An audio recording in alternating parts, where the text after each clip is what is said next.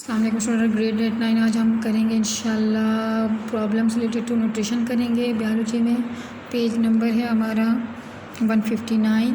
Student, इससे पहले आपने ये चार्ट है जिस पे आप लिखें कि इसको आप खुद मॉनिटर करें कि मैंने संडे को ब्रेकफास्ट में क्या, मिड मॉर्निंग को क्या, यानी 10 साढ़े 10 के बीच मैंने क्या, लंच में क्या खाया, मिड आफ्टरनून में क्या खाया, जो 4-5 बजे तक आप कुछ खा लेते हैं, टी मैंने ली कि नहीं, और डिनर में लिया, और एक्स्ट्रा अगर कुछ आपने लिया हुआ है चिप्स वगैरह जैसे आप जो कुछ लोगों को आदत होती है तो वो आप मेंशन करेंगे।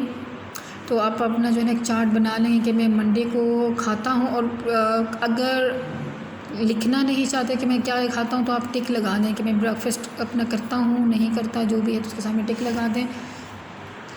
आगे हमारे पास है कि problems related to the nutrition, जो माल न्यूट्रिशन है यानी खुराक का या न्यूट्रिशन का सही तौर से ना मिलना बॉडी को, तो उसके इफ़ेक्ट्स हम देखेंगे। जो बैड इफ़ेक्ट्स क्या पड़ते हैं तो वो आज के लेक्चर हम देखेंगे। Problem related to the nutrition और ग्रुप इज़ माल न्यूट्रिशन। तो माल न्यूट्रिशन क्या है, तो वो है कि जो न्यूट्रिशन के से मुतालिक जो मसाइल होंगे वो माल न्यूट्रिशन में कंसिडर किए जाते हैं। Malnutrition is a term of, तो स्टूडेंट यहाँ पे इसकी डेफिनेशन शुरू हो जाएगी। Is a term for the condition caused by an improper or insufficient diet. It is most often refers to undernutrition resulting from inadequate consumption, poor absorption or excessive loss of nutrients. Malnutrition also includes overnutrition, यानी आप एक diet में एक चीज़ को आपने बहुत ज़्यादा लिया हुआ है, रिजल्टिंग फ्रॉम ओवर ईटिंग, बहुत ज़्यादा खाने की वजह से, और excessive intake of specific nutrient, या किसी एक न्यूट्रिएंट को ज़्यादा लेने की वजह से कुछ आपके बॉडी पे असरात आए होंगे। तो most commonly malnourished people either do not have enough calories in their diet और eating a diet that lacks protein, vitamins और ट्रेस मिनरल्स। तो मतलब वो ऐसी डाइट ले रहे हैं जिसमें ये चीज़ें बहुत कम पाई जाती हैं या नहीं होती। तो malnutrition weakens the immune system, impairs physical and mental health, slows thinking, stunt growth. तो स्टूडेंट इसके जो साइड इफ़ेक्ट्स हैं माल न्यूट्रिशन के कि उसकी वजह से क्या बॉडी को सफ़र करना पड़ता है, तो वो है कि आपका इम्यून सिस्टम वीक होगा, impairs physical and mental health, तो आपकी जो फिजिकल मेंटल हेल्थ है वो ठीक नहीं होगी, वो ख़राब होगी। आपका जो थिंकिंग प्रोसेस है वो स्लो हो जाएगा, सोचने की सलाहियत कमज़ोर होना शुरू हो जाएगी। स्टंट्स ग्रोथ, और आपकी जो ग्रोथ है वो रुकना शुरू हो जाएगी जैसे रुकी हुई हो। और हिंडर्स फेटल डेवलपमेंट, और जो फेटल डेवलपमेंट है यानी जो बच्चे की डेवलपमेंट होती है विद इन अ वॉर्म ऑफ मदर, तो वो कम होना शुरू हो जाएगी। And leads to infectious disease, और इन्फेक्शन डिजीज़ भी हो सकती हैं इस वजह से। Common form of malnutrition include protein energy malnutrition. तो ये स्टूडेंट्स कुछ मेल न्यूट्रिशन के नाम हैं। तो वो सबसे पहले है protein energy mail nutrition, mineral deficiency disease and over intake of nutrients. तो स्टूडेंट यहाँ पे जो उनकी एब्रीविएशन है PEMDD, तो आपने इसको साथ साथ लेके चलना है। तो सबसे पहले हमारे पास आ रहा है protein energy malnutrition. Protein energy malnutrition refers to the inadequate availability और absorption of energy and proteins in the body. तो नाम से ही पता चलता है कि इसमें प्रोटीन का सही इस्तेमाल ना होना, सही डाइट में इस्तेमाल ना करना जो है उसकी वजह से मसला होगा। It is the leading cause of death in children in developing countries. Primary protein energy malnutrition result from the diet that lacks sufficient source of protein and or energy. Secondary PM occurs as a complication of other diseases। तो ये जो secondary form में develop हो जाती है हमारे पास ये malnutrition, तो उसकी वजह कुछ और डिजीज़ेज़ हो सकती हैं जैसे कि AIDS, cancer, kidney failure ETC that impairs the body ability to absorb और यूज़ न्यूट्रिएंट। तो हो सकता है कि बॉडी प्रोटीन तो ले रही हो लेकिन इन बीमारियों की वजह से जो बॉडी की एबिलिटी है जो इसको एब्जॉर्ब कर सके तो वो ना कर सकती हो।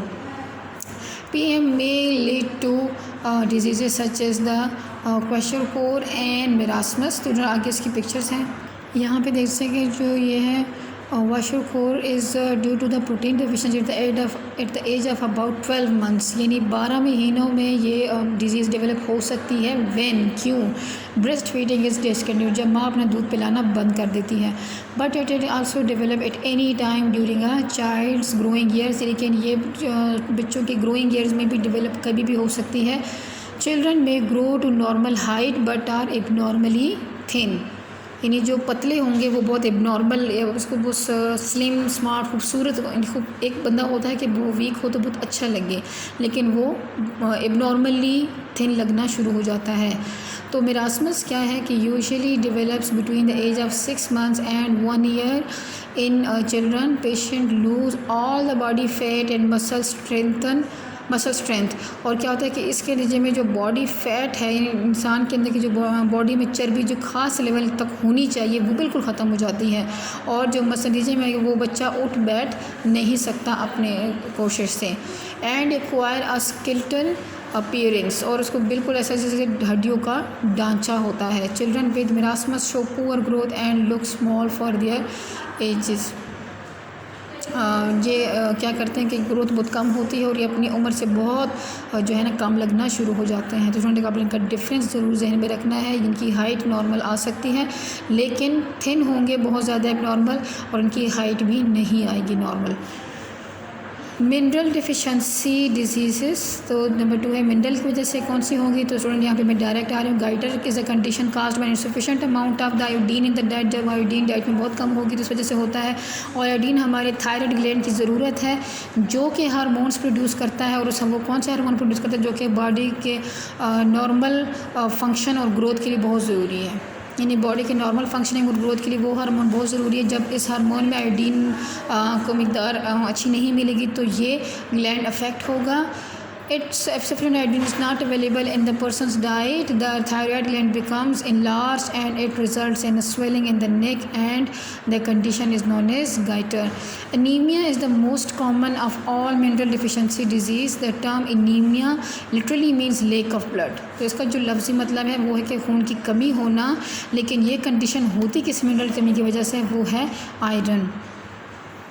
When the number of the red blood cells is reduced to a lower level than the normal, and we know that the hemoglobin molecule contains a single atom of iron at its center. hemoglobin molecule हमारी blood में पाया जाता है, जिसका काम है कि वो ऑक्सीजन को पिक करे हवा से, पिक करके यानी लंग्स में उठा के, तो वो पूरी बॉडी को ब्लड के थ्रू पहुंचाता है। और इस मॉलिक्यूल में एक एटम होता है आयरन का, जो इसको अपने साथ बाइंड करता है ऑक्सीजन को।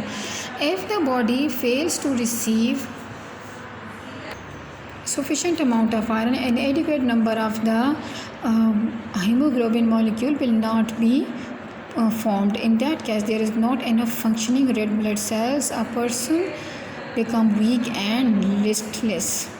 बहुत कमज़ोर होता है और वो बिल्कुल बहुत ज़्यादा कमज़ोरी से महसूस होती है, जैसे वो कुछ काम नहीं कर सकता। जो हमारी थर्ड है कि ओवर इनटेक ऑफ न्यूट्रिएंट्स है। Over intake of nutrients is a form of malnutrition in which the more nutrients are taken than the amount required for the normal growth development and the metabolism. अब इसमें ज़्यादती है कि वो ज़्यादा nutrients ले रहे हैं जितनी आपकी रिक्वायरमेंट है बॉडी की ग्रोथ एंड डेवलपमेंट और मेटाबॉलिज्म के, उससे ज़्यादा ले रहे हैं।